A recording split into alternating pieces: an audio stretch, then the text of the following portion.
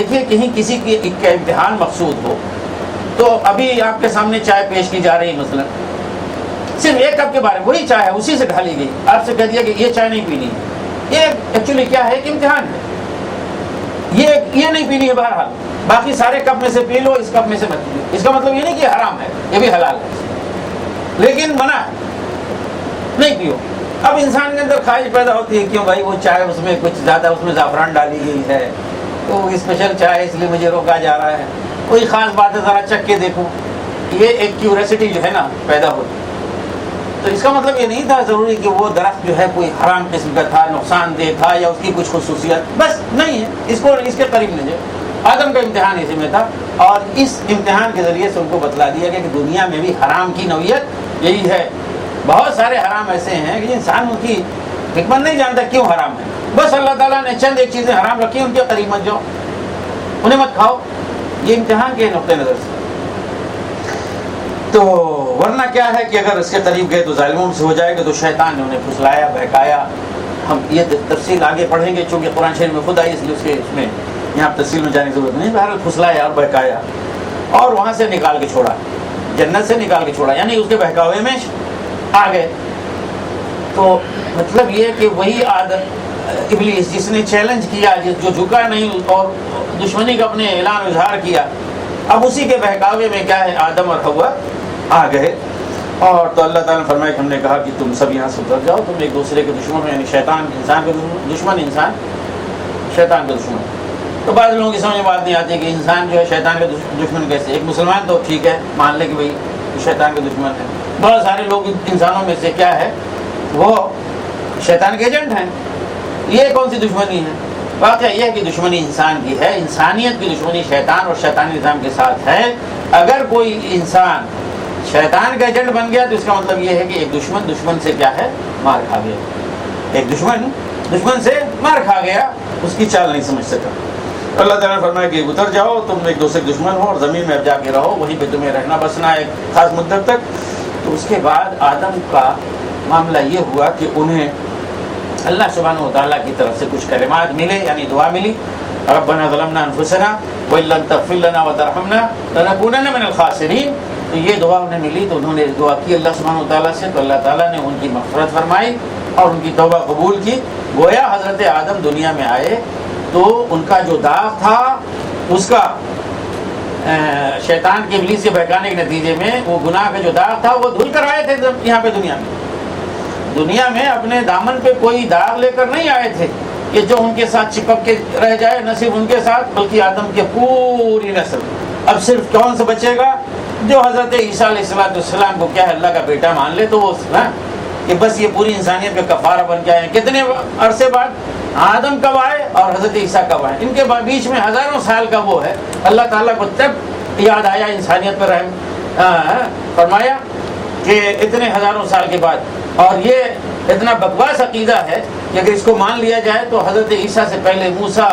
ابراہیم، اسحاق، داؤد اور یعقوب اور سلیمان، ان کا کیا ہوگا؟ اللہ عالم۔ ہم مسلمان کیسے گستاخی کر سکتے ہیں کہ اب جو ان کا دامن نہ تھامے بڑے پیر جی، تو اس کا مطلب یہ کہ کیا ہے، یعنی معنی یہ کہ آدم گناہ کے ساتھ پیدا ہوئے اور اب ہر ابن آدم گناہ کے ساتھ پیدا ہوتا ہے، اس کا کفارہ اسی شکل میں ممکن ہے کہ وہ حضرت عیسیٰ کو کیا ہے اللہ کا بیٹا مانے اور یہ تسلیم کرے کہ وہ سولی پر چڑھ گئے آدم کے گناہوں کا اور تمام انسانوں کے گناہوں کا کفارہ بن کر۔ والعیاذ باللہ۔ حضرت آدم دنیا میں آئے پاک اور صاف بن کر آئے، اور وہاں پہ جو ان سے وہ غلطی ہوئی وہ ایک پروگرام کے تحت ہوئی۔ حقیقت میں بتائیے اگر قصہ آدم و ابلیس نہ ہوتا وہاں پہ تو آج ہم قصہ آدم و ابلیس سمجھ نہیں سکتے، یا حق اور باطل کی جو کشمکش ہے یہ ہماری سمجھ میں بات نہیں آتی۔ یہ تو ایک حکمت تھی حقیقت میں جو وہی پہلے دن سے بتلا دی گئی تھی، اور یہ بتلا دیا گیا تھا کہ یہ ابلیس تمہارا ازلی دشمن ہے۔ اب اس کے باوجود اگر ہم میں سے کچھ لوگ اٹھیں اور ابلیس ہی کو اپنا ہمنوا اور ہمدم ہمساز بنا لیں تو ظاہر ہے کہ اس سے بڑا بیوقوف اور کوئی نہیں ہو سکتا۔ تو فرمایا اللہ تعالیٰ نے کہ جاؤ وہیں پہ تمہیں رہنا ہے، تمہارے پاس جب بھی میری طرف سے ہدایت آئے گی تو جو لوگ اسے قبول کریں گے، اس کی پیروی کریں گے میری رہنمائی اور ہدایت کی، تو ان کے لیے کوئی خوف اور غم نہیں ہوگا، اور جو لوگ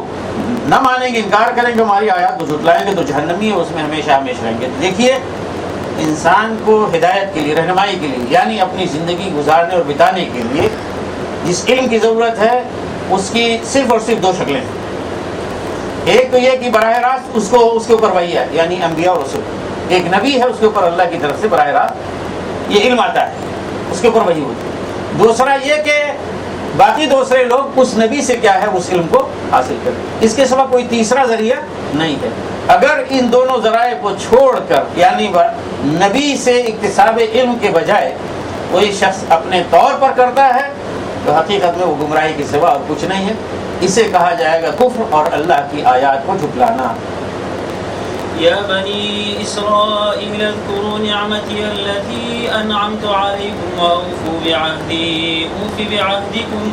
وإياي فارهبون وآمنوا بما أنزلت مصدقا لما معكم ولا تكونوا أول كافر به ولا تشتروا بآياتي ثمنا قليلا وإياي فاتقون ولا تلبسوا الحق بالباطل وتكتموا الحق وأنتم تعلمون وأقيموا الصلاة وآتوا الزكاة واركعوا مع الراكعين أتأمرون الناس بالبر وتنسون أنفسكم وأنتم تتلون الكتاب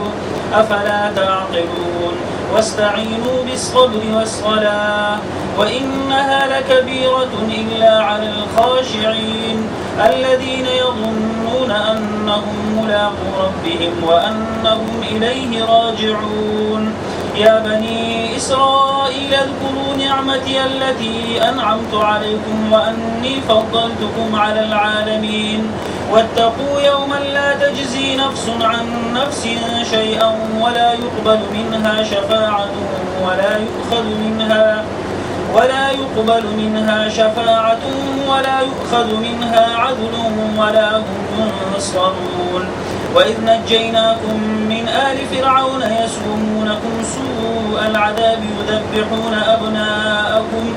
يذبحون أبناءكم ويستحيون نساءكم وفي ذلكم بلاء من ربكم عظيم وإذ فرقنا بكم البحر فأنجيناكم وأغرقنا آل فرعون وأنتم تنظرون وإذ واعدنا موسى 40 ليلة ثم اتخذتم العجل من بعده وأنتم ظالمون ثم عفونا عنكم من بعد ذلك لعلكم تشكرون وإذ آتينا موسى الكتاب والفرقان لعلكم تهتدون وإذ قال موسى لقومه يا قوم إنكم ظلمتم أنفسكم باتخاذكم العجل فتوبوا إلى بارئكم فاقتلوا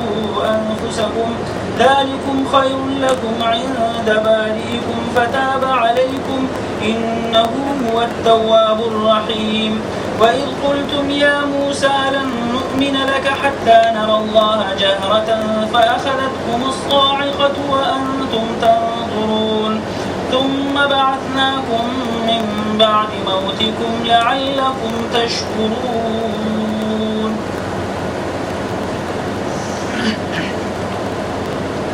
اے بنی اسرائیل، ذرا خیال کرو میری اس نعمت کا جو میں نے تم کو عطا کی تھی۔ میرے ساتھ تمہارا جو عہد تھا اسے تم پورا کرو، تو میرا جو عہد تمہارے ساتھ تھا اسے میں پورا کروں، اور مجھ ہی سے تم ڈرو۔ اور میں نے جو کتاب بھیجی ہے اس پر ایمان لاؤ، یہ اس کی کتاب کی تائید میں جو تمہارے پاس پہلے سے موجود تھی، لہذا سب سے پہلے تم ہی اس کے منکر نہ بن جاؤ، تھوڑی قیمت پر میری آیات کو نہ بیچ ڈالو، اور میرے غضب سے بچو، باطل کا رنگ چڑھا کر حق کو مشتبہ نہ بناؤ، اور نہ جانتے بوجھتے حق کو چھپانے کی کوشش کرو، نماز قائم کرو، زکوٰۃ دو، اور جو لوگ میرے آگے جھک رہے ہیں ان کے ساتھ تم بھی جھک جاؤ۔ تم دوسروں کو تو نیکی کا راستہ اختیار کرنے کے لیے کہتے ہو، مگر اپنے آپ کو بھول جاتے ہو، حالانکہ تم کتاب کی تلاوت کرتے ہو۔ کیا تم عقل سے بالکل ہی کام نہیں لیتے؟ صبر اور نماز سے مدد لو۔ بے شک نماز ایک سخت مشکل کام ہے، مگر ان فرما بردار بندوں کے لیے مشکل نہیں ہے جو سمجھتے ہیں کہ آخرکار انہیں اپنے رب سے ملنا اور اسی کی طرف پلٹ کر جانا ہے۔ اے بنی اسرائیل، یاد کرو میری اس نعمت کو جس سے میں نے تمہیں نوازا تھا، اور اس بات کو کہ میں نے تمہیں دنیا کی ساری قوموں پر فضیلت عطا کی تھی، اور ڈرو اس دن سے جب کوئی کسی کے ذرا کام نہ آئے گا، نہ کسی کی طرف سفارش قبول ہوگی، نہ کسی کو فدیہ لے کر چھوڑا جائے گا، اور نہ مجرموں کو کہیں سے مدد مل سکے گی۔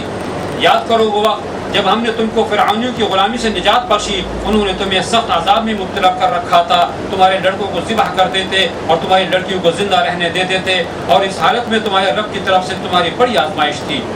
یاد کرو وہ وقت جب ہم نے سمندر پھاڑ کر تمہارے لیے راستہ بنایا، پھر اس میں سے تمہیں بخیرت گزرا دیا، پھر وہیں تمہاری آنکھوں کے سامنے فرعونیوں کو غرقاب کر دیا۔ یاد کرو جب ہم نے موسیٰ کو 40 شبانہ روز کی قرارداد پر بلایا تو اس کے پیچھے تم بچڑے کو اپنا معبود بنا بیٹھے، اس وقت تم نے بڑی زیادتی کی تھی، مگر اس پر بھی ہم نے تمہیں معاف کر دیا، شاید کہ اب تم شکر گزار بنو۔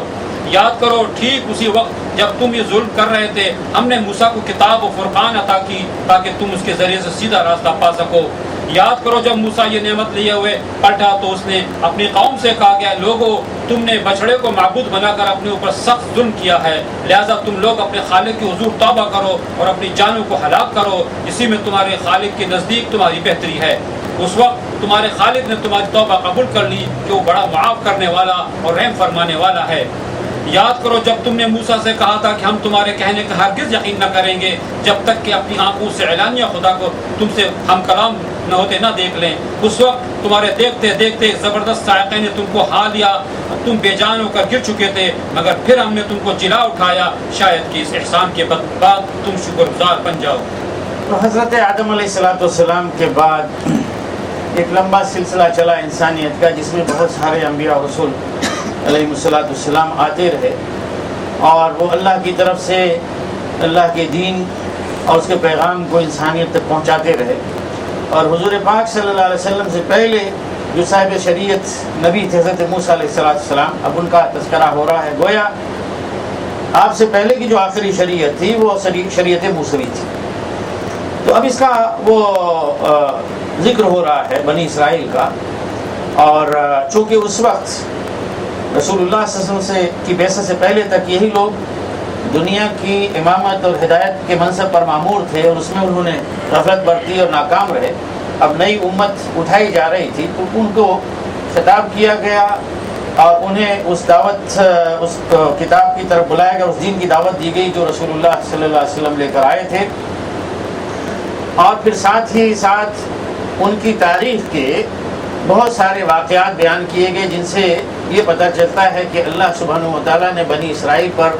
کتنے احسانات کیے، اور ان احسانات کے مقابلے میں بنی اسرائیل نے بھی کتنی سرکشیاں کی اور کتنی نافرمانیاں کی، اور یہ بھی کہ وہ کس حد تک دینی اور اخلاقی گراوٹ کا جو شکار ہو چکے تھے۔ تو بنی اسرائیل حضرت یعقوب علیہ السلام کا لقب ہے، اور بنی اسرائیل یعنی اسرائیل کے بچے، اس سے مراد ان کے بعد جو نسل چلی وہی بنی اسرائیل ہے۔ تو یہود کو خطاب جو ہے اصلاً اسی نام سے کیا جاتا ہے، بنی اسرائیل کے نام سے۔ تو انہیں اس نعمت کا حوالہ دے کر اللہ سبحانہ وتعالیٰ نے دعوت دی جس نعمت سے ان کو نوازا تھا، عظیم نعمت یعنی دینی پیشوائی کی امامت، اور اسی طرح سے انہیں بادشاہت بھی عطا ہوئی۔ دوسری صورتوں میں اس کا اسی ضمن میں تذکرہ آئے گا۔ انہیں بادشاہت اور حکومت بھی اللہ سبحانہ وتعالیٰ نے عطا فرمائی، خاص طور سے حضرت داؤد اور حضرت سلیمان علیہ السلام، ان کی حکومت بڑی وسیع تھی اور بڑی مضبوط اور مستحکم تھی۔ تو اس کا حوالہ دے کر ان سے کہا کہ اس نعمت کو تم یاد کرو جو میں نے تم پر کی، اور اس عہد کو پورا کرو جو مجھ سے تم نے کیا تھا، تو میں اپنے عہد کو تمہارے ساتھ پورا کروں گا۔ اور وہ عہد یہی تھا کہ آخری رسول سے متعلق کہ جب وہ آئیں گے تو ان کی یہ صفات ہوگی اور ان کے اوپر نازل ہونے والی کتاب اس خصوصیات کی حامل ہوگی، تو اس پر ایمان لانا۔ اس لیے اگلی آیت میں انہیں دعوت دی گئی ہے کہ اللہ سبحانہ وتعالیٰ نے کہا کہ جو میں نے کتاب نازل کی ہے، یہ کتاب انہی پیشنگوئیوں کے مطابق ہے، اس کی مصداق ہے جو تمہاری کتابوں میں پائی جاتی ہے، اور جن پیشنگوئیوں کو تم جانتے ہو اور اچھی طرح سمجھتے ہو اور اس کے مطابق تم منتظر بھی ہو، میں نے کتاب نازل کی ہے، تو اس پر تم ایمان لانے والے بنو، نہ کہ پہلے ہی جو ہے سب سے آگے بڑھ کر اس کے انکار کرنے والے بنو۔ اور انہوں نے جو یہ کیا تھا کہ رسول اللہ صلی اللہ علیہ وسلم کے خلاف انہوں نے سازشیں کی اور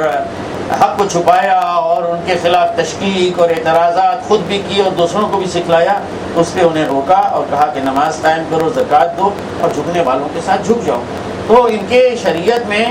اقامت صلاۃ اور ایتاء زکوٰۃ تھی، لیکن وہ بالکل اسے فراموش کر بیٹھے تھے، جسے ہمارے ہاں بعض پیر جو ہے نا وہ 24 گھنٹے پتہ نہیں کہتے ہیں، واللہ علم صحیح ایسا ہوتا بھی کہ نہیں، بڑے پیر صاحب ہیں کیونکہ 24 گھنٹے باوضو رہتے ہیں لیکن نماز نہیں پڑھتے جی۔ بعض لوگوں کی خوبیاں بیان کی جاتی ہیں، 4 چنے کھاتے ہیں اور وہ جو ہے باقی اور کسی چیز سے انہیں مطلب نہیں ہے۔ تو ان کے بڑے بڑے پیر ہو گئے تھے، نماز نہیں پڑھتے تھے، زکوٰۃ نہیں دیتے تھے اور تھے بڑے بڑے پیر صاحب۔ تو انہوں نے کہا کہ نماز پڑھو اور زکوٰۃ دو اور جھکنے والوں کے ساتھ جھک جاؤ۔ جھکنے والوں کا مطلب یہ ہے کہ رسول اللہ صلی اللہ علیہ وسلم پر اب یہ جو لوگ ایمان لائے ہوئے ہیں، جس طرح یہ اللہ کے سامنے رکوع کیے ہوئے یعنی جھکے ہوئے ہیں، تم بھی ان کے سامنے انہیں کے ساتھ مل کر اللہ کے سامنے جھکو۔ اور کہا کہ لوگوں کو تم جو ہے وہ تقریریں کرتے ہو، نصیحتیں کرتے ہو، دیگرانہ نصیحت تو خود را فضیحت، تو کتابیں خود پڑھتے ہو اور اپنے جو ہے جرائم میں مبتلا ہو، جرائم کا ارتکاب کر رہے ہو، کیا عقل سے کام نہیں لیتے؟ اور انہیں بتلایا کہ نماز اور صبر سے جو ہے یہ حاصل کرو، یعنی دین پر جمنا اور دین پر اپنے آپ کو جمانا یہ بڑا مشکل کام ہے، لیکن اس کے لیے اگر تم چاہتے ہو اور کرنا چاہیے تمہیں، تو مدد جو ہے جس سے حاصل کر سکتے ہو وہ صبر، یعنی اپنے آپ کو حق پر جمائے رکھنا، اس کے لیے اس کی تربیت، اس کی ٹریننگ کرو اور نماز پڑھو، اس سے جو ہے کیا ہے صبر حاصل ہوگا۔ تو فرمایا کہ نماز پڑھنا کوئی مشکل کام نہیں، بڑا مشکل ہے ان لوگوں کے لیے جو آخرت کا تصور نہیں رکھتے، اللہ کو نہیں مانتے، لیکن جو یہ بات جانتے ہیں کہ اللہ ہے اور انسان اس کے سامنے جواب دہ ہے اور ایک دن آخرت کا ہوگا، سب کی ملاقات اللہ سے ہوگی، ان کے لیے نماز نہ پڑھنا مشکل ہے، پڑھنا جو ہے آسان ہے، ان کے لیے نہ پڑھنا مشکل ہے۔ اور پھر اس کے بعد ان کی تاریخ کے بہت سارے واقعات جستہ جستہ بیان کیے، ان کی تفصیلات میں ہم نہیں جائیں گے، وقت بہت کم ہوتا ہے۔ تو پہلا وَإِذْ نَجَّيْنَاكُم مِّنْ آلِ فِرْعَوْنَ آیت نمبر 49 میں اس میں تذکرہ حقیقت میں بنی اسرائیل جب غلامی مبتلا تھے مصر میں فرعونیوں کے ہاتھوں، تو وہاں پہ بتلایا کہ دیکھو کس طرح کی بدترین قسم کی غلامی میں تم مبتلا تھے اور تمہارے ساتھ کیسے بھیانک جو ہے نا وہ مظالم ہو رہے تھے کہ تمہارے لڑکوں کو ذبح کر دیتے، تمہاری لڑکیوں کو زندہ رکھ چھوڑتے تھے فرعونی۔ اللہ نے تمہیں اس سے نجات دی اور مصر سے، ملک مصر سے تمہیں اللہ تعالیٰ نے نکالا اس طرح سے کہ دریا جو ہے وہ پھاڑ کے پانی اس کا تمہیں اللہ تعالیٰ نے وہاں پہ کیا ہے کراس کرایا، عبور کرایا، اور پھر تمہاری آنکھوں کے سامنے جو تم اس کنارے پہنچ گئے، تمہاری اپنی آنکھوں کے سامنے آل فرعون کو کیا ہے اللہ تعالیٰ نے غرق کر دیا۔ مطلب تمہارا دشمن بغیر تمہاری کسی محنت اور مشقت کے تمہاری آنکھوں کے سامنے بری طرح سے جو ہے نا ہلاک کر دیا گیا، تمہارے اپنے بس کی بات نہیں تھی۔ پھر دوسرا واقعہ حضرت موسیٰ علیہ السلام طور پر گئے 40 راتوں کے لیے، وہاں پہ پہنچے، وہ اللہ تعالیٰ نے ان کو بلایا تھا ان کی ٹریننگ کے لیے، تربیت کے لیے بھی اور شریعت اور قانون حاصل کرنے کے لیے، کوئی اللہ کی طرف سے دین کی وحی لینے کے لیے۔ اس 40 دنوں میں کیا کیا قوم موسیٰ نے، یعنی بنی اسرائیل نے کیا کیا، انہوں نے گوشالہ پرستی شروع کر دی، بچڑا بنایا اور اس کو پوجنا شروع کر دیا۔ لیکن اس کے باوجود اللہ تعالیٰ نے کہتے ہیں کہ ہم نے تمہیں معاف کر دیا تاکہ اس معافی کے ذریعے سے تمہارے اندر شکر گزاری کا جذبہ پیدا ہو۔ پھر یہ ہے کہ یہ بھی بتلایا کہ کتنا ہم نے تم پر احسان کیا کہ موسیٰ کو ہم نے کتاب دی یعنی تورات، اور حقیقت میں اس کے اندر وہ تمام صحیفے شامل ہیں جو حضرت موسیٰ علیہ السلام سے پہلے یا ان کے بعد یعنی نازل ہوئے۔ ہم نے موسیٰ کو کتاب دی اور فرقان کا مطلب ایک تو یہ ہے کہ وہ کتاب کی حیثیت فرقان کی ہے، یعنی حق اور باطل کے اندر تمیز کرنے والی، بتلانے والی کہ غلط سے صحیح کیا ہے اور باطل سے حق کیا ہے۔ اور دوسرے فرقان کا مطلب یہ ہوتا ہے کہ دین کا اس طرح سے فہم کہ جس کے ذریعے سے نبی یا اس کے بعد کوئی عالم وہ بتلا دے کہ کیا صحیح اور کیا غلط ہے۔ تو کتاب اور فرقان ہم نے موسیٰ کو اسی لیے دی کہ اس کے ذریعے سے تم رہنمائی حاصل کرو۔ یہ اللہ کا بہت بڑا احسان تھا، اگر یہ رہنمائی اللہ کی طرف سے نہ انہیں دی گئی ہوتی تو اپنے طور پر انہیں ڈھونڈنا پڑتا۔ ظاہر ہے کہ انسان کے بس کی بات نہیں ہے کہ وہ صحیح راستہ پا سکے جو اللہ تعالیٰ کو پسند ہے، اللہ کی رہنمائی کے بغیر۔ پھر اگلے اس میں آیت میں فرمایا کہ موسیٰ کے چلے جانے کے بعد طور پر جو تم نے بچڑا بنایا اس کا بت اور اسے پوجنا شروع کیا، تو حقیقت میں یہ کام کر کے تم نے اپنے اوپر بڑا ظلم کیا تھا۔ تو موسیٰ نے اپنی قوم کو اسی طرح سے خطاب کیا کہ دیکھو یہ جو تم نے کام کیا ہے گوشالہ پرستی کا، یہ بہت بڑا ظلم کا کام ہے، تو تم اپنے خالق اور مالک سے توبہ کرو، اس کی طرف پلٹو اور اپنے آپ کو قتل کرو۔ اپنے آپ کو قتل کرنے کا مطلب یہ ہے کہ ہر انسان جو موحد حق پرست ہے، جو گوشالہ پرستی میں مبتلا نہیں ہوا، اس کے اپنے بھائی بندوں میں سے جن لوگوں نے بچڑے کی پوجا کی ہے انہیں وہ قتل کرے، یعنی ایک خاندان کے لوگ اپنے ہی لوگوں کو قتل کریں۔ ایسا ہوا، چنانچہ جب ایسا انہوں نے کیا تو اللہ تعالیٰ نے باقی لوگوں پہ کیا ہے نظر رحمت کی، اللہ تعالیٰ نے معاف کیا۔ پھر اس قوم کا یہ بھی معاملہ تھا کہ جب حضرت موسیٰ گئے اور ان کے ساتھ میں گروہ بھی تھا 70 لوگوں کا طور پر وہی لینے کے لیے، تورات لینے کے لیے، اور انہوں نے آگے کہا کہ میں اللہ سے میری جو ہے بات ہوئی ہے، اللہ سے مجھے ہم کلامی کا شرف حاصل ہوا ہے۔ تو وہ کہہ رہے ہیں کہ موسیٰ دیکھو ایسے ہمیں بیوقوف نہیں بناؤ، یہ خواہ کی دھونس نہیں جماؤ۔ یہ وہ لوگ ہیں منتخب جنہیں حضرت موسیٰ اپنے ساتھ 70 لوگ جن کو لے کر گئے تھے دامن طور میں، وہ کہہ رہے ہیں کہ موسیٰ ہم تمہاری بات ماننے والے نہیں، جب تک کہ ہم بھی اللہ کو کلم کھلا علانیہ دیکھ نہ لیں اپنی آنکھوں سے، ہم تمہاری بات ماننے والے نہیں ہیں۔ چنانچہ اس کے نتیجے میں زوردار کڑاکا ہوا اور سب کے سب وہی بے ہوش ہو گئے، لیکن اس کے باوجود پھر بھی اللہ تعالیٰ نے انہیں جو ہے کیا ہے زندگی عطا کی، اسی لیے تاکہ وہ پھر سے جو ہے کیا ہے شکر گزار بنے۔ وَظَلَّلْنَا عَلَيْكُمُ الْغَمَامَ وَأَنزَلْنَا عَلَيْكُمُ الْمَنَّ وَالسَّلْوَىٰ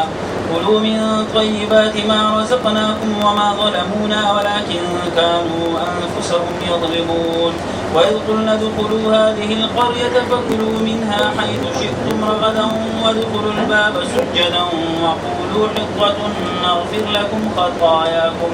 وسنزيد المحسنين فبدل الذين ظلموا قولا غير الذي قيل لهم فأنزلنا على الذين ظلموا رجزا من السماء بما كانوا يفسقون وإذ استسقى موسى لقومه فقلنا اضرب بعصاك الحجر فانفجرت منه 12 عينا قد علم كل أناس مشربهم كلوا واشربوا من رزق الله ولا تعثوا في الأرض مفسدين وإذ قلتم يا موسى لن نصبر على طعام واحد فادع لنا ربك يخرج لنا مما تنبت الأرض من بقلها وقثائها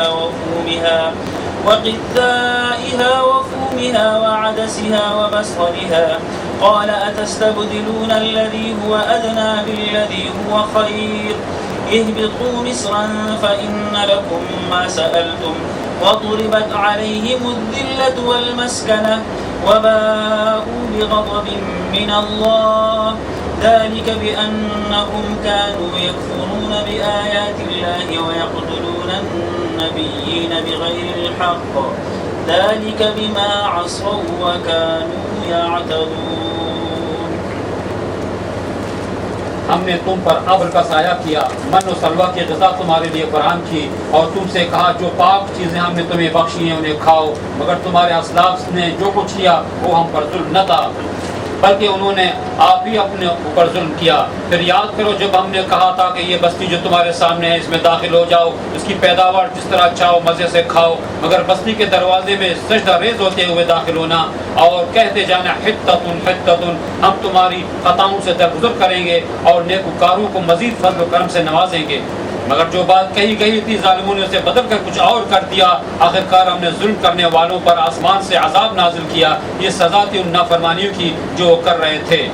یاد کرو جب موسیٰ نے اپنی قوم کے لیے پانی کی دعا کی تو ہم نے کہا فلان چٹان پر اپنا عصا مارو، چنانچہ اس سے 12 چشمے پھوٹ نکلے اور ہر قبیلے نے جان لیا کہ کون سی جگہ اس کے پانی لینے کی ہے۔ اس وقت یہ ہدایت کر دی گئی تھی کہ اللہ کا دیا ہوا رزق کھاؤ پیو اور زمین میں فساد نہ پھیلاتے پھرو۔ یاد کرو جب تم نے کہا تھا کہ اے موسیٰ ہم ایک ہی طرح کے کھانے پر صبر نہیں کر سکتے، اپنے رب سے دعا کرو کہ ہمارے لیے زمین کی پیداوار ساگ ترکاری کھیرا ککڑی گیہوں لہسن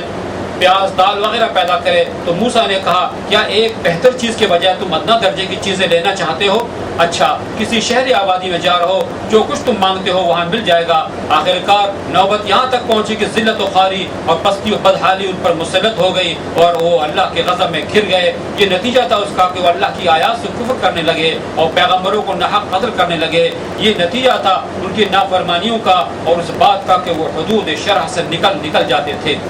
تو اللہ سبحانہ و تعالیٰ کے عظیم احسانات میں سے بنی اسرائیل کے اوپر یہ بھی ہے کہ جب وہ مصر سے نکلے اور صحرائے سینا میں تھے تو وہاں پہ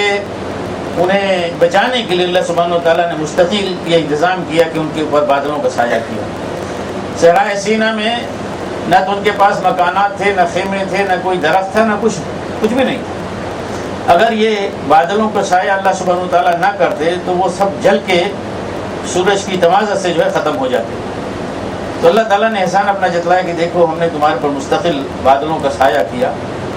اور کھانے پینے کے لیے وہاں پہ کیا بندوبست کیا۔ اتنی بڑی آبادی، حقیقت میں لاکھوں کی تعداد میں کئی لاکھ تھے جو بنی اسرائیل کے لوگ مصر سے نکلے تھے، ان کے پاس نہ کوئی راشن تھا نہ کوئی بندوبست، لیکن ایک قدرتی انتظام ان کے لیے اللہ تعالیٰ نے کیا کیا کھانے کا، کہ من اور سلوہ اتارا۔ تو من کوئی چھوٹی سی چیز مٹر برابر یا چنے کے برابر، یا کہتے ہیں کہ دھنیا کا جو دانہ ہوتا ہے اسی کے رنگ کے مطابق کوئی مماثل کوئی چیز ہوتی تھی جو رات میں شبنم کی شکل میں گرتی اور جم جاتی، اور صبح میں اسے دانے کی شکل میں لوگ جتنی مقدار میں چاہتے ایک دن کے لیے جمع کر لیتے۔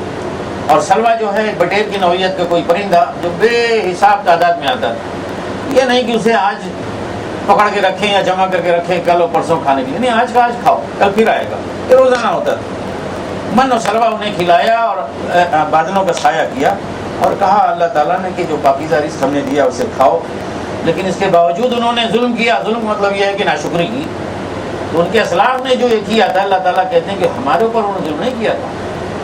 بلکہ یہ ناشکری کر کے حقیقت میں خود اپنے آپ پر جو ہے ظلم ڈھا رہے تھے۔ اس کے بعد ایک دوسرا واقعہ، جب وہ آگے بڑھے تو کسی بستی میں، اس میں اختلافات ہیں، کون سی بستی ہے اس کی تحدید نہیں ہو سکی ہے، اس کی تفصیل میں جانے کی ضرورت بھی نہیں ہے۔ کہا کہ اس بستی میں داخل ہو جاؤ، لیکن اس طرح سے کہ جاؤ وہاں پہ جو کچھ ہے رزق وغیرہ اسے کھاؤ، لیکن سجدہ ریز ہو کر جاؤ، یعنی انتہائی تواضع اور انکسار کے ساتھ، جس طرح رسول اللہ صلی اللہ علیہ وسلم کا داخلہ مکہ مکرمہ ہوا فتح مکہ کے بعد، اس طرح سے تم داخل ہو اور کہو حتہ حتہ تو ہم تمہیں بخش دیں گے۔ حتہ حتہ کہو کا مطلب یہ ہے کہ تم اللہ سے، ایک تو مطلب یہ ہے کہ تم اللہ سے کہو کہ ہمارے گناہوں کو بخش دے، اللہ تعالیٰ کہتے ہیں کہ ہم بخش دیں گے۔ دوسرا مفہوم یہ ہے کہ تم آبادی جو وہاں پہ ہے ان سے کہو حتہ حتہ، مطلب ہے کہ تمہارے لیے معافی ہے، کوئی تمہارے ساتھ ظلم نہیں کیا جائے گا، زیادتی نہیں کی جائے گی، تم ایسا کرو گے تو ہم تمہیں معاف کر دیں گے۔ دونوں معنی بیان کیے گئے، لیکن ظالموں نے اسے بدل دیا، مطلب کچھ اور ہی کہنا شروع کر دیا۔ یہ بدبخت ہوتے ہیں، اور بگاڑ جو مزاج کا ہوتا ہے، فطرت کا فساد ہوتا ہے، وہ ایسے ہی ظاہر ہوتا ہے۔ انہوں نے اس چیز کو بدل دیا، کس چیز سے بدلا ہمیں نہیں معلوم۔ اللہ تعالیٰ کہتے ہیں کہ انہوں نے اس بات کو بدل دیا، تو پھر اس کے نتیجے میں ان کے اوپر آسمان سے عذاب نازل ہوا۔ پھر ان کے اوپر ایک اور احسان بڑا وہ بھی جتایا کہ دیکھو اس احسان کو یاد کرو، جب موسیٰ نے اپنی قوم کے لیے پانی کی دعا کی اللہ تعالیٰ سے، وَإِذِ اسْتَسْقَىٰ مُوسَىٰ لِقَوْمِهِ، تو اللہ تعالیٰ فرماتے ہیں کہ ہم نے موسیٰ سے کہا کہ اس چٹان کو مارو اپنے عصا سے۔ اس چٹان کو مارنا کیا تھا کہ وہاں سے 12 چشمے پھوٹ پڑے، 10 نہیں، 5 نہیں، 11 نہیں، 12۔ کیوں؟ بنی اسرائیل کے 12 قبیلے تھے، 12 خاندان۔ قَدْ عَلِمَ كُلُّ أُنَاسٍ مَشْرَبَهُمْ، ہر گروہ، ہر قبیلے کو معلوم ہو گیا کہ، یعنی متعین طور پر بتا دیا گیا کہ بھئی آپ کا چشمہ یہ ہے، آپ کا چشمہ یہ ہے۔ کل کو مار پیٹ نہ ہوا، ہم جانتے ہیں پانی کے لیے مار پیٹ ہوا کرتی ہے، تو ہر قبیلے کا اپنا الگ الگ ایک چشمہ ہے، متعین کر لیا ہے۔ اور اگلی آیت میں ان کی پست ہمتی اور اعلیٰ مقاصد سے حقیقت میں بھاگنا دور، اس کو بیان کیا گیا کہ وہ جب پہنچے وہاں پہ صحرا میں، روزانہ من اور سلوہ فری میں کھا رہے تھے، تو ان کی زبان میں چھالے پڑ گئے، اتنی نرم غذا کھا کے، اچھی غذا کھا کے، مفت میں بیٹھے بیٹھے کہنے لگے کہ ہمیں مسالے اور وہاں کے مرچ اور پیاز اور لہسن یاد آ رہے ہیں جو مصر میں ہم کھاتے تھے۔ موسیٰ کہاں لا کے ہمیں تم نے مروا دیا، ایک ہی کھانا کھا رہے ہیں، ہماری زبان موٹی ہو گئی ہے، کوئی بہترین قسم کا مرچ مسالہ مرغن غذا کھلاؤ، اچھی اچھی بریانی اور کوئی ہے نا مٹن مسالے کے ساتھ، یہ کچھ ہے ہی نہیں، ہمیں وہ یہ سب کچھ چیزیں یاد آ رہی ہیں۔ تو حضرت موسیٰ نے کہا کہ تم ایک اعلیٰ مقصد کے لیے نکلے ہو، اعلیٰ مقصد کے لیے کیا تم یہ بھی برداشت نہیں کر سکتے؟ تو جو قومیں زبان کے ذائقے کے پیچھے جاتی ہیں ان کے سامنے اعلیٰ مقاصد نہیں ہوتے، انہیں قربانی دینی پڑتی. تو یہاں پہ مراد یہ نہیں ہے کہ من اور سلوا مفت میں تم کو مل رہا ہے اور اس کو چھوڑ کے تم یہ کر، یہ نہیں، معاذ اللہ، ایسا نہیں. انہوں نے کہا تمہارے سامنے ایک عظیم مقصد ہے، دین کو سیکھنا، دین کو قائم کرنا، دین پر چلنا اور آزادی کی زندگی حاصل کرنا اتنا عظیم مقصد ہے. تم زبان کے جو ہے چٹخارے کے پیچھے بھاگ رہے ہو.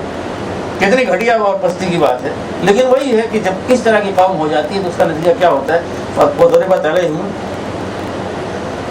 عَلَيْهِمُ الذِّلَّةُ وَالْمَسْكَنَةُ، ان کے اوپر ذلت اور رسوائی، مسکنت، یہ ساری کیا ہے، تھوپ دی گئی.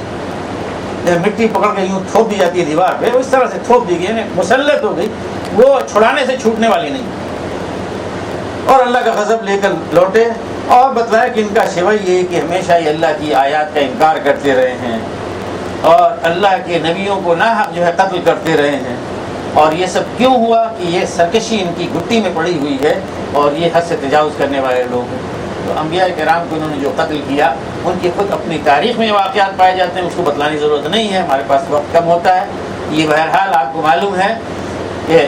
ہم تو یہ عقیدہ رکھتے ہیں کہ حضرت عیسیٰ علیہ السلام کو اللہ تعالیٰ نے اٹھا لیا، لیکن یہ بدبخت خود کہتے ہیں کہ ہم نے ان کو قتل کیا. یہ آخری جو قتل انہوں نے کیا وہ یہ، باقی اور کتنے علماء اور صلحاء کو انہوں نے قتل کیا وہ تو اللہ ہی بہتر جانتا. انبیاء میں سے آخری نبی حضرت عیسیٰ علیہ السلام کو انہوں نے قتل کیا اور اس کا اعتراف کرتے ہیں اور فخر کے ساتھ اعتراف کرتے ہیں، اگرچہ ایسا وہ کر نہیں سکے تھے. اللہ تعالیٰ نے کسی اور کو ان کی شکل میں ڈال دیا، انہیں اللہ تعالیٰ نے اٹھا لیا. حضرت ان سے پہلے، تھوڑے ہی پہلے، حضرت یحییٰ، عظیم انسان، صالح انسان، نبی انسان، ان کا انہوں نے قتل کیا تھا ان کے بادشاہ نے. اور کس طرح سے اپنی معشوقہ اور رقاصہ معشوقہ اس میں نذرانے کے طور پر اسے خوش کرنے کے لیے ان کا قلم، سر جو ہے قلم کر کے ایک تشتری میں یا سینی میں رکھ کے اس کے سامنے پیش کیا. اس طرح کی یہ قوم ہے. اور بھی زکریا نبی انہیں قتل کیا. اور بہت سارے انبیاء کا یعنی تذکرہ ان کی اپنی تاریخوں میں ملتا ہے جنہیں انہوں نے قتل کیا. تو یہاں پہ ہم اپنا پروگرام آج ختم کرتے ہیں انشاءاللہ. آج کی طرح کل بھی پروگرام ہوگا. کوشش کیجیے 9:15 بجے ٹھیک پہنچ آئیں. 9:15 بجے ہم شروع کر دیں گے، چاہے ایک آدمی رہے یا 2 آدمی. مزید یہ کہ اس پیغام کو پورے محرم میں اور آس پاس جہاں پہ بھی لوگ ہیں وہاں تک پہنچائیں، زیادہ سے زیادہ لوگ آ کے اس سے مستفید ہوں اور اس کے ذریعے سے کام